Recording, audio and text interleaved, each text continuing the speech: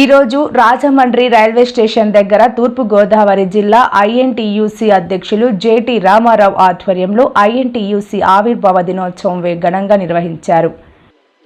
తూర్పు గోదావరి జిల్లా Rajahmundry railway station వద్ద ఏర్పాటు చేసినటువంటి ఐఎన్టీయూసీ ఆవిర్భావ దినోత్సవానికి తూర్పు గోదావరి జిల్లా కాంగ్రెస్ పార్టీ అధ్యక్షులు డాక్టర్ టీకే విశ్వేశ్వరరెడ్డి ముఖ్య అతిథిగా విచ్చేసి రాజమహేంద్రవరం రూరల్ అసెంబ్లీ నియోజకవర్గ కాంగ్రెస్ కోఆర్డినేటర్ తడాల కొండరాజుతో కలిసి కేక్ కట్ చేసి రాజమండ్రి రైల్వే స్టేషన్ దగ్గర ఉన్న ఆటో డ్రైవర్లకు, జట్టు కూలీలకు కేక్, స్వీట్లు పంచిపెట్టారు.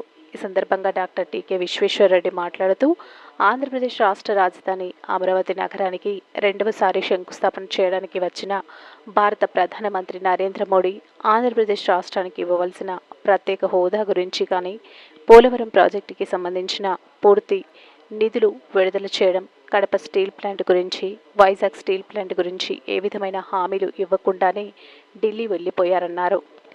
ఇక్కడ ఆవిర్భావ దినోత్సవం సందర్భంగా కేక్ కట్ చేసి ఇక్కడ ఉన్నటువంటి ఆటో కార్మికులకి, ట్యాక్సీ కార్మికులకి అందరికీ కూడా మరి కేక్ పంచిపెట్టడం, అలాగే స్వీట్స్ కూడా పంచిపెట్టడం జరిగింది.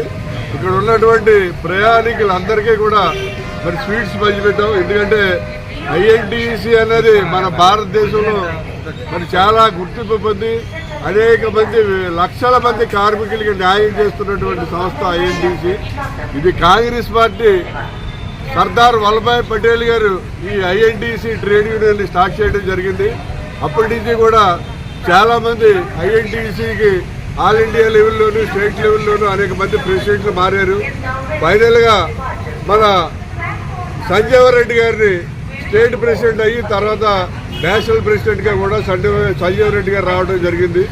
ఆయన ఆధ్వర్యంలో కూడా అనేక ప్రభుత్వ సంస్థలు కానివ్వండి, ప్రైవేటు సంస్థలు కానివ్వండి, అనేక సంస్థల్లో పోరాటాలు చేసి కార్మికుల హక్కుల కోసం కార్మికులకి న్యాయం చేయడం జరిగింది.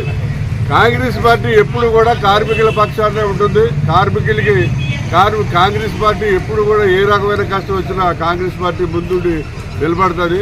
మరి ఇటువంటి ఈ ఐఎన్టీయూసీని ఇంకా బలోపేతం చేసి మొత్తం కార్మికులు, సంఘటిత అసంఘటిత కార్మికులకు అందరికీ కూడా న్యాయం చేయడానికి కృషి చేస్తామని చెప్పడం జరుగుతుంది. ముఖ్యంగా మరి నిన్న ఏదైతే మన ప్రధానమంత్రి నరేంద్ర మోడీ గారు మన అమరావతి వచ్చి రెండోసారి శంకుస్థాపన చేయడం జరిగింది. మరి చాలా సంతోషం.